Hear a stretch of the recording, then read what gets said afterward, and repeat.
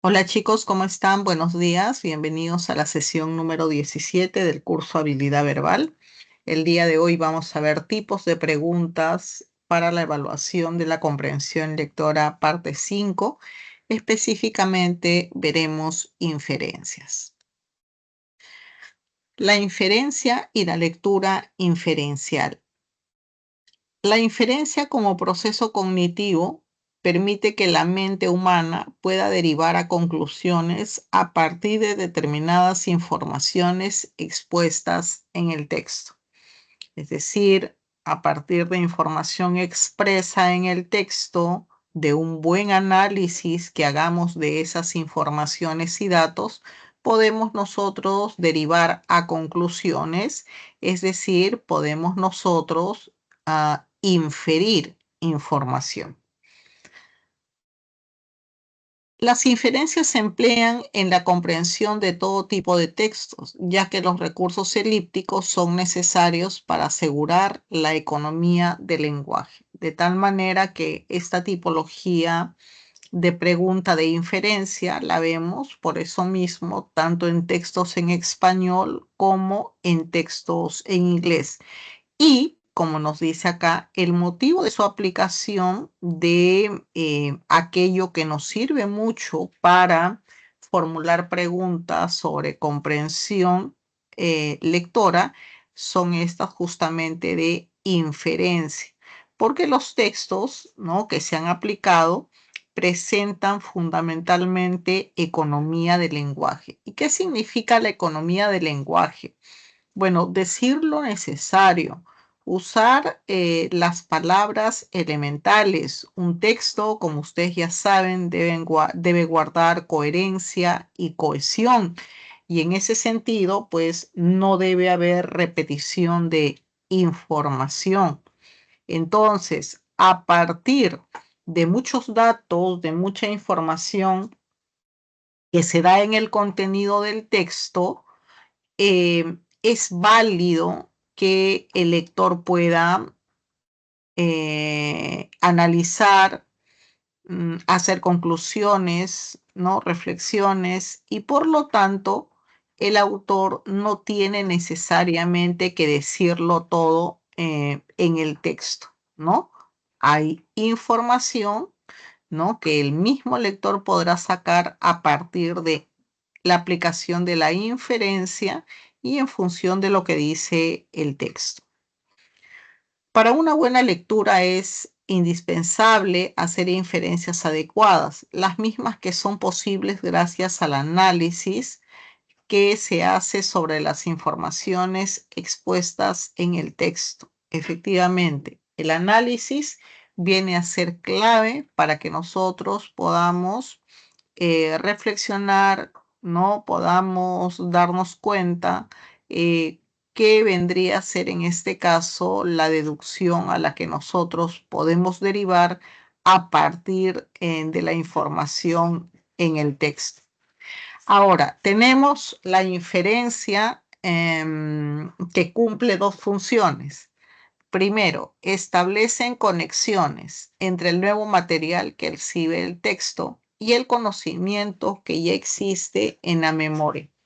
¿Qué significa eso? Significa que generalmente cuando nos presentamos o tenemos, mejor dicho, un nuevo texto, nos ocurre siempre que hay mucha información o toda la información la reconocemos, la comprendemos, eh, ubicamos el objeto, ¿no?, de repente que se está describiendo, por cuanto o lo hemos experimentado o por otro lado hemos leído en torno al tema, ¿no? Entonces, se establece, por eso digo, conexiones entre lo que nosotros ya conocemos, ¿no?, aunque sea desde una arista de repente muy corta, con el nuevo material, es decir, con el enfoque, con la visión, con los detalles, ¿no?, que nos presenta el autor sobre ese objeto, ¿no? Sobre ese objeto que probablemente ya conocemos,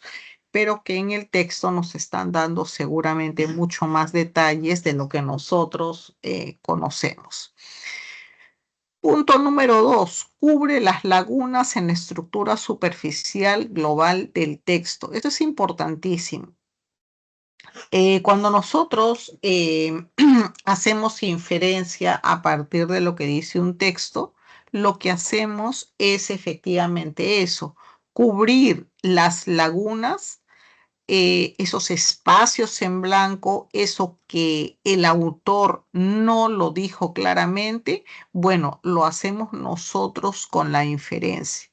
Esto implica entonces que la inferencia, que no es otra cosa que conclusiones a partir de información que aparece en el texto. Veamos la vinculación. El texto nos da informaciones y estas informaciones, el lector a partir de esto puede llegar a alguna conclusión.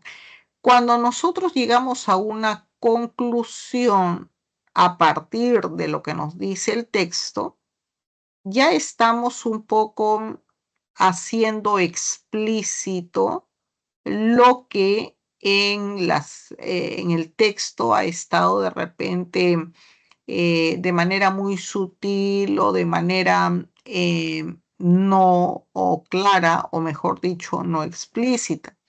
Entonces, cubrir las lagunas, ¿no?, que presenta el texto, por un lado, va a permitir que el autor establezca economía del lenguaje, guarde su texto coherencia y cohesión. Y claro, el autor nos dice, no es necesario que ponga absolutamente todo en el texto, porque ya he dado muchos datos, mucha información, con lo cual tranquilamente el lector, un buen lector, ¿no?, puede establecer, en este caso, una conclusión, es decir, puede cerrar esa laguna, ese espacio en el que el autor no dijo las cosas con todas sus letras, no las dijo de manera literal, pero las dejó ahí de manera muy sutil, ¿no?, con esas informaciones que se nos está brindando. Entonces, a eso se refieren cubrir las lagunas en la estructura superficial global del texto. Ahora, tenemos tipología de la inferencia. Tenemos en la primera clasificación inferencias por el número de premisas. Por el número de premisas tenemos letra A, inferencia directa. Consiste en desencadenar una conclusión sobre la base de un enunciado. Por ejemplo, ahí nos dice, el alumno obtuvo una nota de 18 en el examen. Acá tenemos un solo enunciado, ¿no? El alumno obtuvo una nota de 18 en el examen. A partir de esa información del texto, ¿no?, un solo enunciado, nosotros podemos establecer una conclusión. Por ejemplo, la que estamos ubicando ahora en rojo. El estudiante aprovechó dicha evaluación. Fíjense. Entonces, cuando vemos esto, creo que queda muy clara esto que quiero que ustedes lo grafiquen muy bien, que cuando hablamos de inferencia, consiste, como decía hace un ratito, en cerrar eso que no terminó de decir el autor, pero que tranquilamente como lectores lo concluimos a partir de la información que dice de manera literal. Si aquí el autor me está diciendo, el alumno obtuvo una nota de 18 en el examen, entonces yo infiero a partir de eso que el estudiante aprobó dicha evaluación. Entonces, algunos de ustedes podrán decir, profesora, pero es lo mismo. No, no es lo mismo. No es lo mismo. Lo rojo ya es una inferencia. ¿Por qué? Porque el autor no ha dicho arriba, en azul, que aprobó la evaluación. No lo ha dicho. Entonces, generalmente, ¿no? Ustedes dicen, ah, pero eso se supone. Bueno, justamente, eso no lo ha dicho de manera expresa. Entonces, para este ejercicio, ¿no? Podría ser una posibilidad lo que estamos indicando. Entonces, el estudiante aprobó dicha evaluación. Cuando hacemos esta inferencia, estamos haciendo explícito aquello que en el enunciado está implícito. Porque acá en el enunciado no nos dice que aprobó la evaluación. No lo dice literal. Solamente nos dice que tiene 18.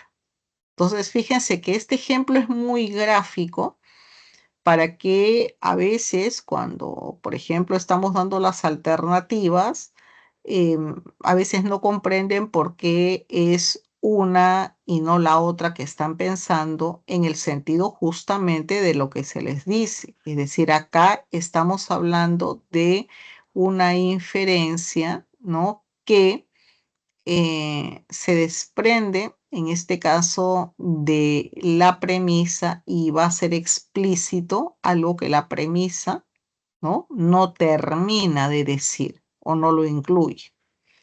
Pues bien, tenemos, tenemos entonces por el número de premisas, alternativa B, inferencia indirecta. Consiste en colegir una conclusión a partir de un análisis de dos o más enunciados. En el caso anterior teníamos uno, ahora tenemos dos, pueden ser más. Acá nos dice, todos los inviernos hace frío, primera premisa. Segunda premisa, cuando hace frío me enfermo. Entonces, a partir de esa información que nos da el texto, podemos nosotros concluir entonces que todos los inviernos me enfermo, ¿no? A partir justamente de las premisas previas. Ahora es necesario que abordemos la clasificación 2 por el vínculo entre las premisas y la conclusión. Tenemos en primer lugar la inferencia deductiva. Pues bien, la inferencia deductiva consiste en obtener una conclusión sobre la base de las leyes estrictas de la lógica. Es decir, las premisas garantizan plenamente a la conclusión, ¿no? ¿Qué nos está diciendo acá? Que cuando nosotros procedemos a hacer la inferencia la hacemos de acuerdo a lo que vamos leyendo. Es decir, depende la inferencia del contenido del texto. Sin embargo, cuando hacemos nosotros una inferencia deductiva, son tan sólidas las premisas, son tan lógicas, tan racionales, que la conclusión, es decir, la inferencia a la que se llegue, no solamente se desprende, ¿no?, de las premisas, sino que la conclusión va a ser irrefutable. ¿Por qué? Por la racionalidad, la lógica que hay en cuanto al contenido de las premisas. Eso es muy importante. Es decir, cuando estamos frente a una inferencia deductiva, eso que se deduce no solamente se desprende naturalmente de las premisas, sino que esa conclusión es irrefutable. es incuestionable. En este tipo de inferencias, pues la conclusión ya está contenida en las premisas, solo que de un modo implícito, en las premisas consideradas en conjunto. Ejemplo, ningún ladrón es honesto. Primera premisa. Segunda premisa. Algunas personas son honestas. Por lo tanto, algunas personas no son ladrones. Cuando nosotros estamos, ahora lo he resaltado en amarillo, que decimos que las premisas garantizan plenamente a la conclusión, es justamente que esa conclusión se deriva sin refutar de las premisas previamente dadas. Vamos al siguiente tipo de inferencia inductiva. A diferencia de la deducción, la inducción no es un razonamiento concluyente. Fíjense, acá nos está diciendo, no es un razonamiento concluyente. Es decir, se pretende solo que las premisas apoyen o justifiquen la conclusión, o que la conclusión vaya en línea lógica de las premisas, como se quiera ver. La verdad de las premisas solo hace probable la conclusión. Entonces, fíjense que en una inferencia inductiva, claro, nosotros podemos precisar cuál sería esa conclusión, cuál sería esa inferencia, porque esa inferencia que vamos a escoger se desprende naturalmente de las premisas. Sin embargo, cuando uno analiza mejor todo, premisas y conclusión, la conclusión puede ser cuestionable, cosa que no ocurre en la inferencia deductiva. La conclusión es irrefutable, incuestionable, anidada en buenas y lógicos informaciones previas. En este caso, sí se puede cuestionar. Ejemplo, María es abundante, es estudiante y tiene libros. Rosa es estudiante y tiene libros. Alberto es estudiante y tiene libros. Por consiguiente, todos los estudiantes tienen libros. Fíjense que mirando solamente los enunciados, bueno, tenemos una conclusión que se desprende, ¿no? De manera orgánica de las premisas. Sin embargo, si estudiamos bien todo de una manera analítica, bueno, vamos a ver que esa conclusión a la que se llega, ¿no? Es válida de manera procesual, mas no es válida desde un punto de vista, pues, real, ¿no? Fíjense la conclusión a la que se llegue ahí. Todos los estudiantes tienen libros, bueno, esto no, no puede ocurrir, ¿no? Eso no necesariamente todo estudiante tiene libros, ¿no? Entonces, esto es necesario que ustedes lo tengan claro para que vayan con éxito en la resolución de las preguntas de este tipo. Muy bien, vamos ahora a la separata. Un momento, por favor.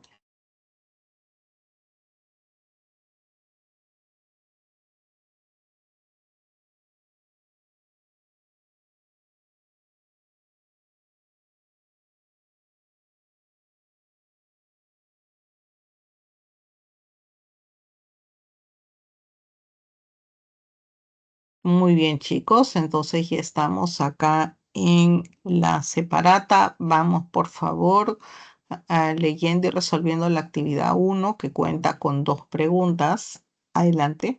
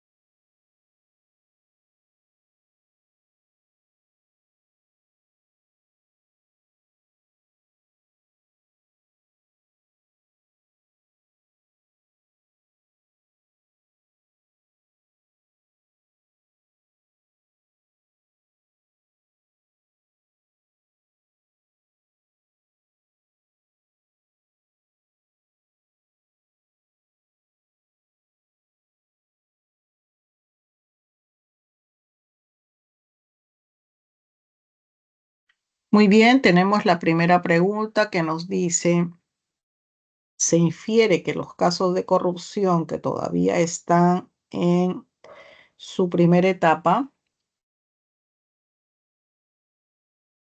a ver, ¿qué marcaron?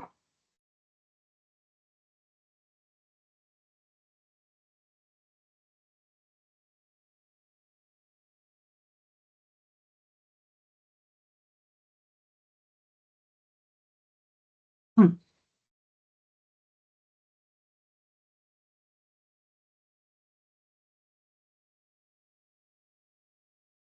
Ya sé. Muy bien, tenemos alternativa C. Muestran la necesidad de agilizar las investigaciones a nivel fiscal. Efectivamente. Y es que en el texto se evidencia que los casos a investigar pasan por etapas, ¿no? De las cuales no pueden proseguir por el tema de corrupción, lo que de una u otra manera pues soslaya la facilidad de un adecuado desarrollo procesal. Pregunta número 2. De acuerdo con el texto, se desprende que la Policía Nacional del Perú,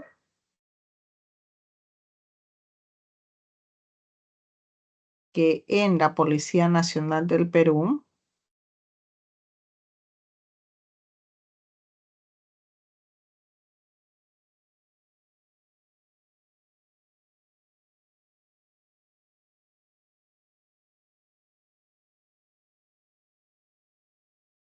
Fíjate.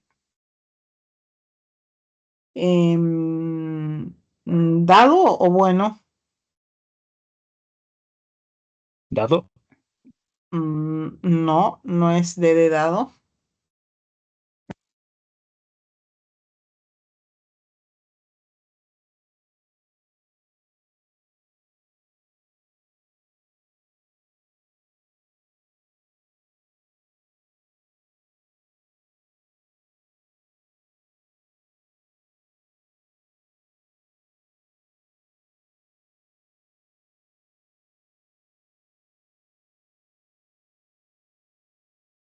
A ver, revisamos, por favor.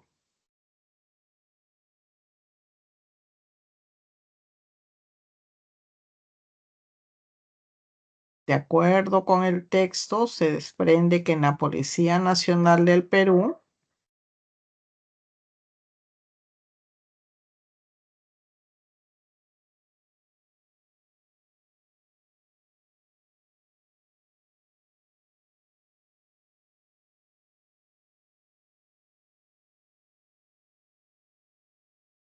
ujú,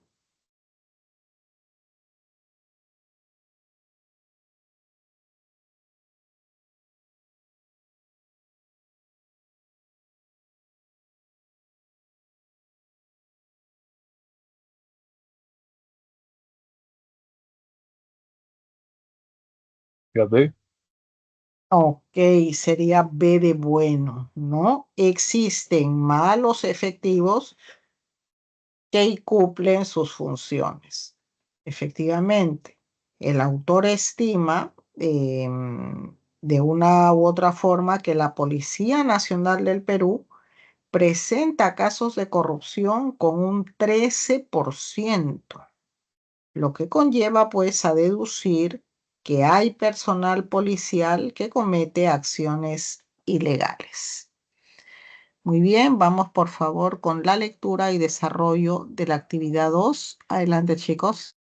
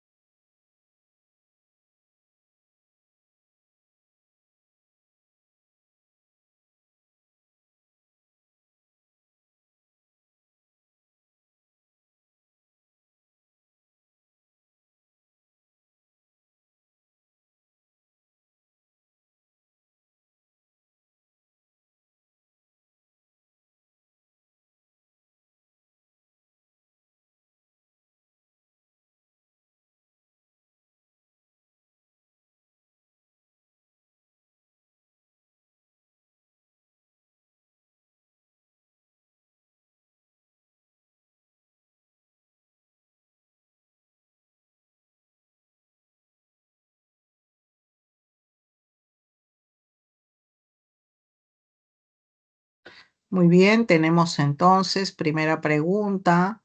Se infiere que el sentido etimológico de ideología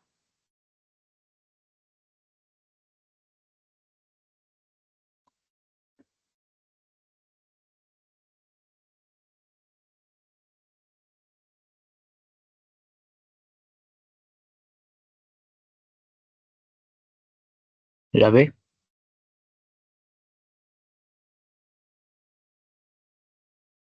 muy bien, tenemos alternativa B.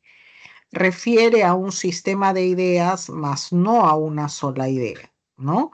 Y es que el autor afirma que la ideología está, nos dice literal, compuesto de diferentes partes y varios elementos. Muy bien. Pregunta 2. Se infiere que no todas las personas.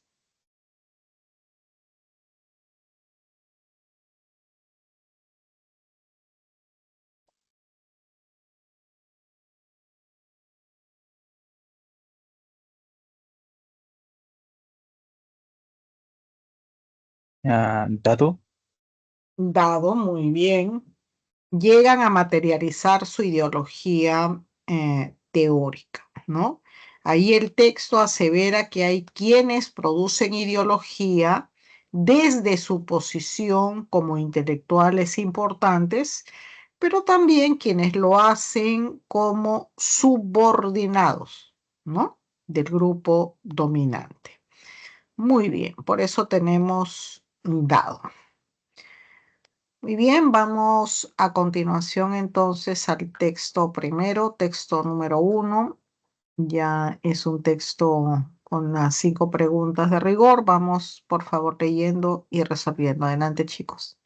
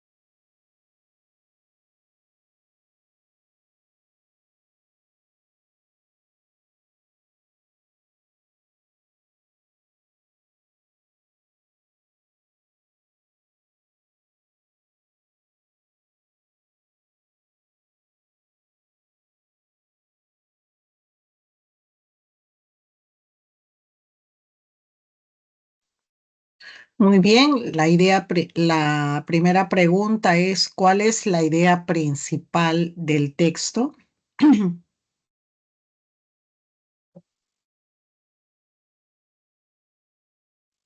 La B. Muy bien, alternativa B. Es posible que exista agua subterránea en Marte, según las imágenes tomadas por la sonda espacial Mars Global Surveyor. Efectivamente, vemos que el autor afirma que las capturas fotográficas de la sonda espacial pueden ser evidencias para sustentar la hipótesis de que el agua en Marte se encuentra en el subsuelo. Muy bien, pregunta número 2. El sinónimo contextual del verbo esconder es E. enano, no es. mm,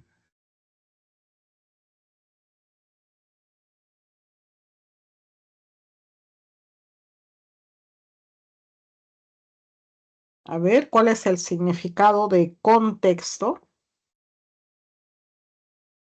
La D sería entonces. De dado. Muy bien, hallar.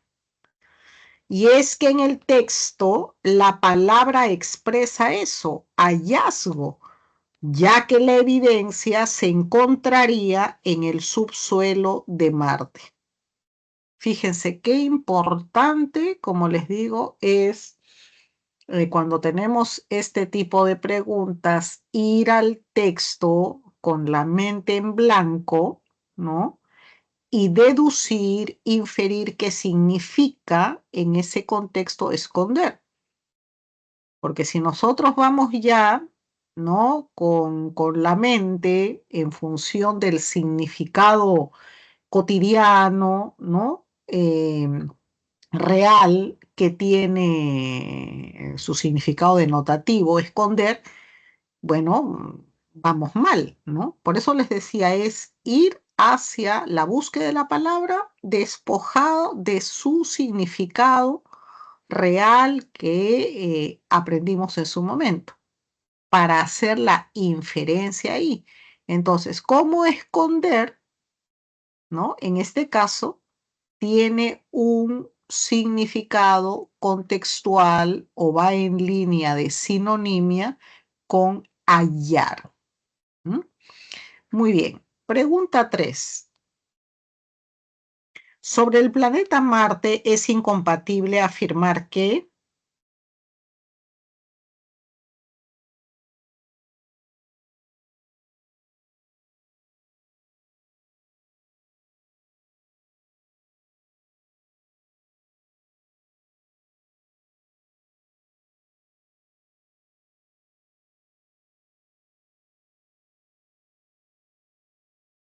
La C. a ver, revisamos por favor. No es la C. A ver, revisamos.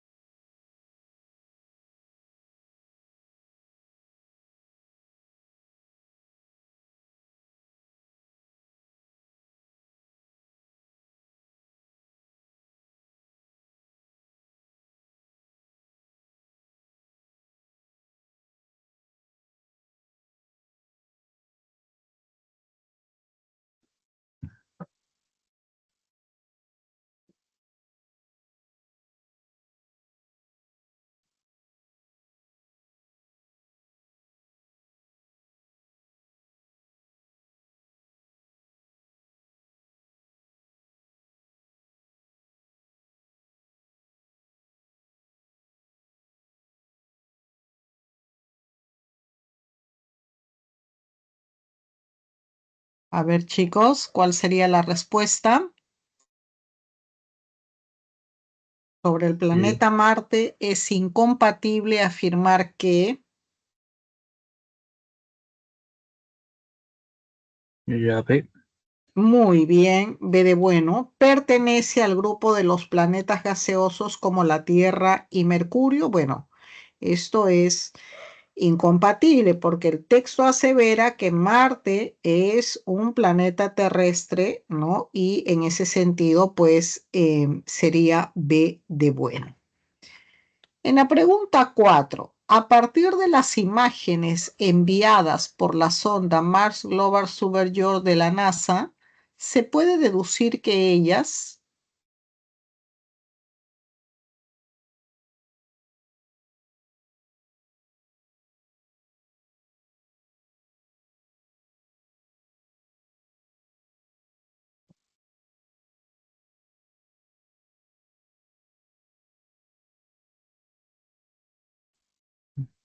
Dado. dado no, fíjense que acá no va en línea tanto con el PU, sino fíjense cómo está formulado, que lo estoy poniendo en color y subrayado en la formulación de la pregunta. Se centra en las imágenes, no en este caso, en el propósito, en la finalidad, no. Acá es algo particular. A partir de las imágenes enviadas por la sonda, se puede deducir que ellas, es decir, las imágenes, La B entonces sería que monócromas y poliócromas. no, nos está hablando también de cómo es que están enviando por la sonda. A partir, repito, de las imágenes enviadas por la sonda, se puede deducir que ellas, es decir, las imágenes,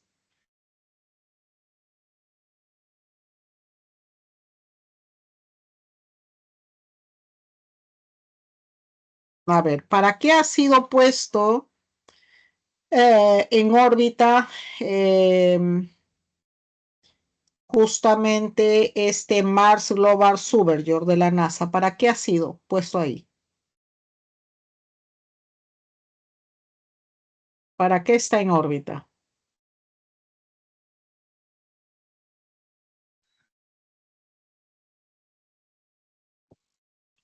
¿Para qué está en órbita el Mars Global Surveyor de la NASA? ¿Cuál ha sido el propósito?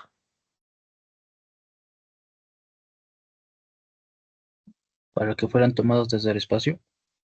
Exacto, enano. Fueron tomadas desde el espacio. Por eso les decía y les preguntaba, ¿no? El Mars Global Surveyor de la NASA es una sonda o un satélite espacial que se ha puesto justamente en órbita para fotografiar el planeta Marte.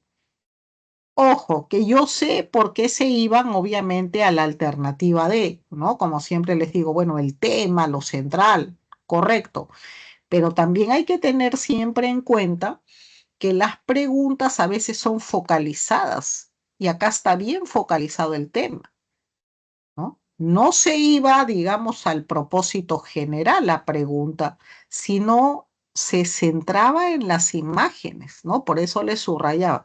Nos dice ahí, a partir de las imágenes enviadas, se puede deducir que ellas, las imágenes, entonces, y fíjense cómo nos ponen ahí un distractor que claro, como siempre estamos, bueno, todo en función al tema, a la idea principal, lo marcamos. Hay que tener cuidado que hay preguntas que están focalizadas, ¿no? Y acá está focalizado en las imágenes. ¿Listo? Eso simplemente para tenerlo en cuenta. Pregunta número 5. Si la órbita del planeta Marte mantuviera su posición original, probablemente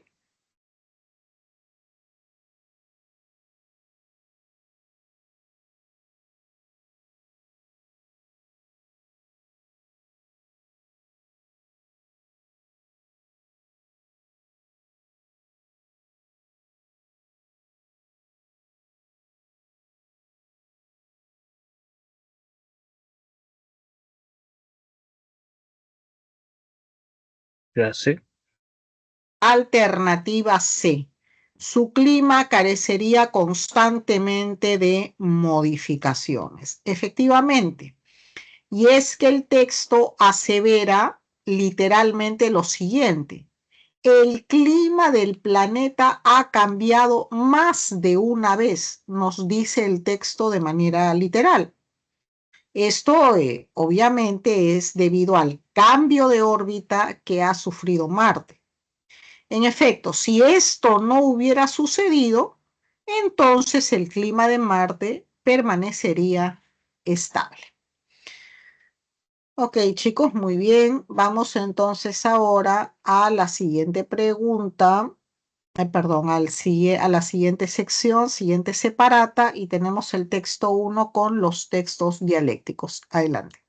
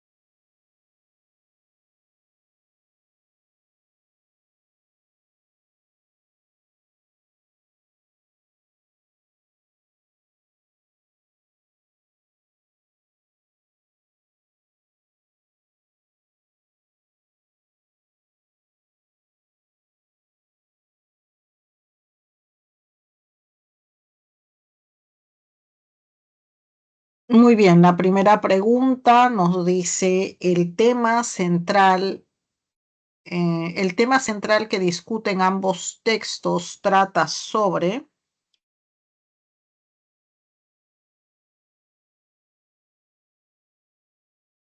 La E. enano, no es, a ver, revisamos.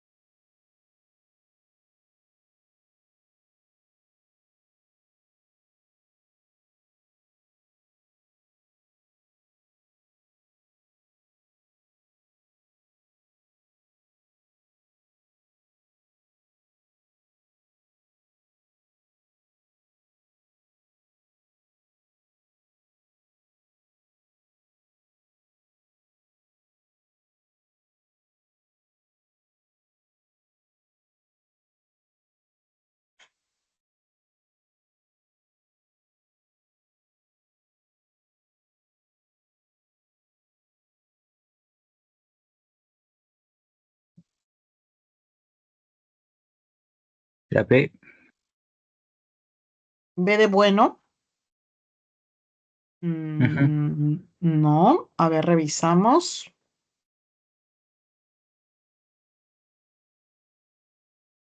La D. Ok, D de dado. El origen del drama Ollantay. Y es que el texto A afirma que Ollantay tiene un origen autóctono, es decir, hecha en el periodo incaico. Mientras que el texto B dice que la obra fue compuesta cuando los españoles dominaban el territorio de los incas. Es decir, pues trata, ¿no?, sobre el origen del drama Ollantay. Muy bien, pregunta 2. ¿Con qué completaron los espacios? ¿Qué alternativa marcaron?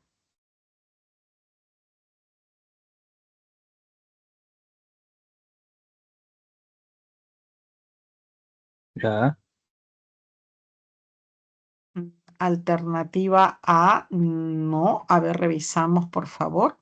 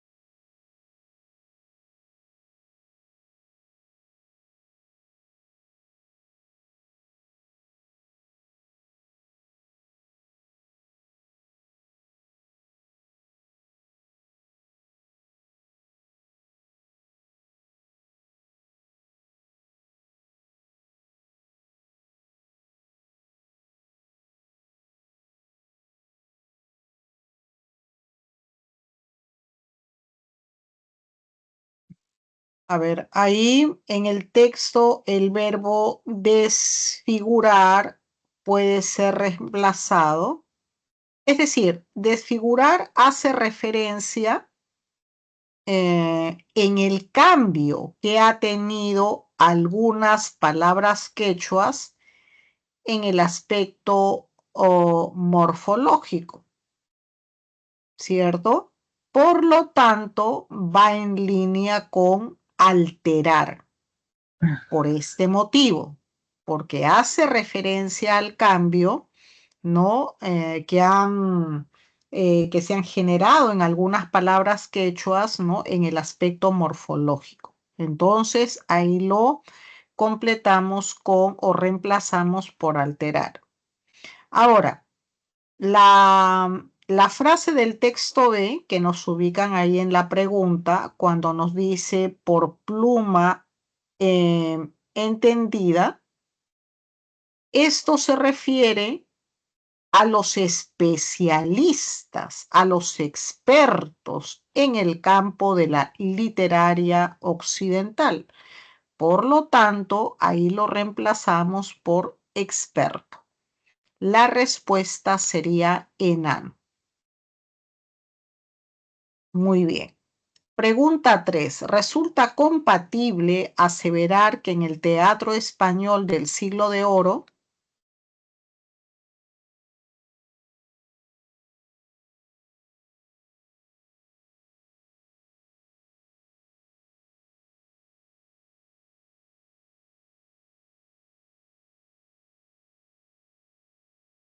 ¿Era C?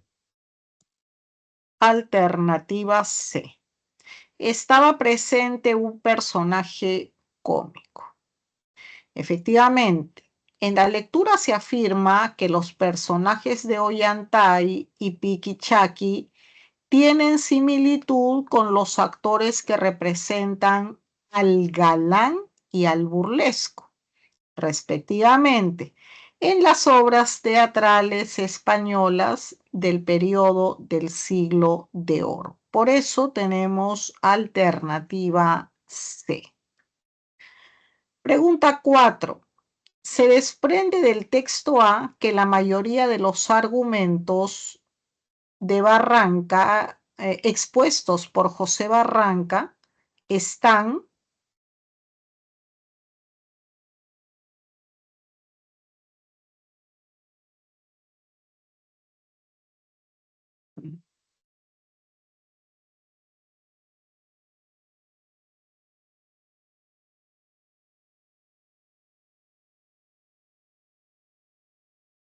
La B.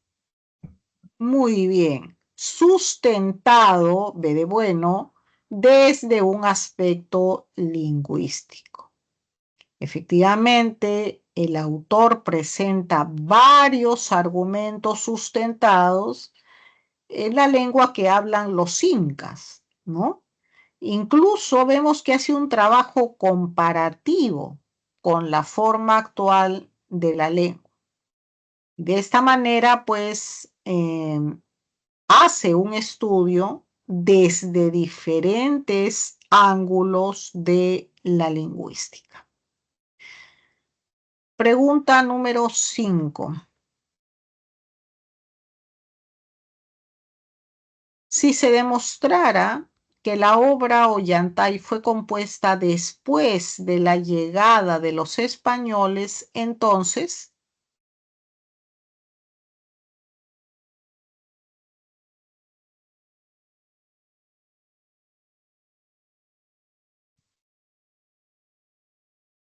La D. D de dado, no. Fíjense, chicos, La ¿qué E. habíamos dicho? ¿A cuál? La E. Muy bien, E. Entonces los argumentos de Barranca carecerían de plausibilidad. Fíjense de qué partimos arriba, cuáles eran los orígenes de Ollantay, ¿no? De eso trataba el tema, porque un autor decía que su origen era inca y otro tras la llegada de los españoles.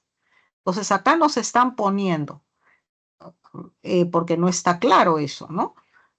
En la pregunta nos dice, si se demostrara que la obra Ollantay fue compuesta después de la llegada de los españoles, ojo, nos vamos a la pregunta 1 arriba del origen, entonces pues la otra propuesta que nos dice no, que fue compuesta en la época incaica, bueno, carecería de plausibilidad, ¿no? Y sería en este caso E.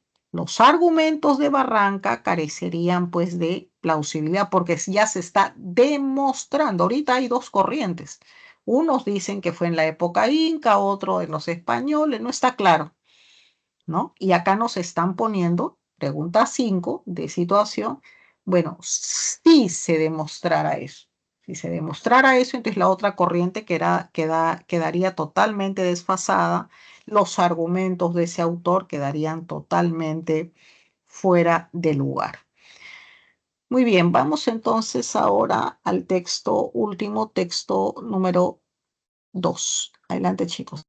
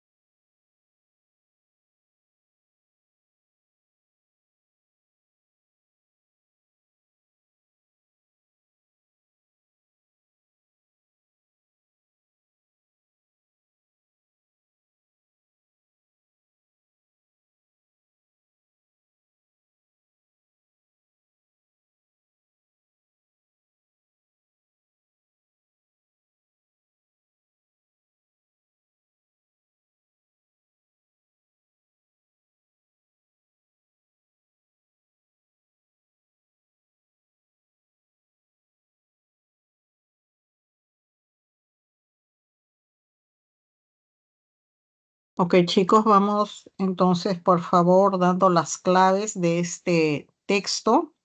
Tenemos pregunta 1, tomen nota, dado.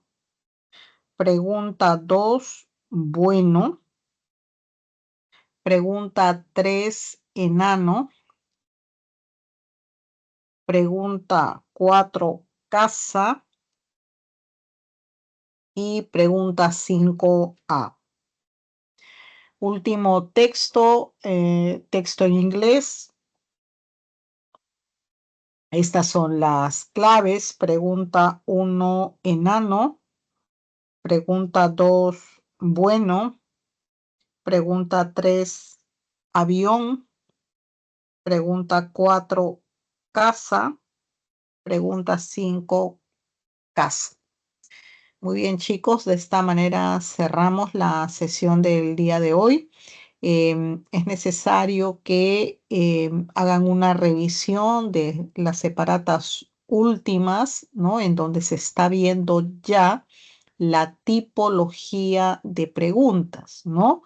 Desde la jerarquía, tema central, idea principal, resumen, compatibilidad, incompatibilidad, el día de hoy inferencia, eso es clave, ¿no? Que repasen sobre todo la parte teórica. Y un aspecto importante que deseo aclarar en estos momentos es que, como les había dicho, si están ustedes en duda respecto a dos alternativas, siempre será, bueno, aquella que vaya en línea con el tema o la idea principal. Sin embargo, hay preguntas que están delimitadas, ¿no? Como la que hemos visto hoy, que se referían a la imagen. En algunas preguntas les van a decir, en la gráfica que se presenta, ¿no? O de repente en el último párrafo del texto. Entonces, hay que estar atentos a esos tipos de preguntas que están focalizadas, ¿no? Que ahí tendría que ser la respuesta en torno a esa focalización y no de manera general, ¿no? En torno, bueno, de lo que habíamos indicado, tema e idea principal. Simplemente eso hay que tenerlo en cuenta. Y bueno, chicos, nos encontramos del lunes que viene al siguiente. Les deseo bonitas fiestas. Muchas gracias. Igualmente, profesora, cuídese. Nos vemos. Gracias. Un abrazo, chicos. Nos vemos.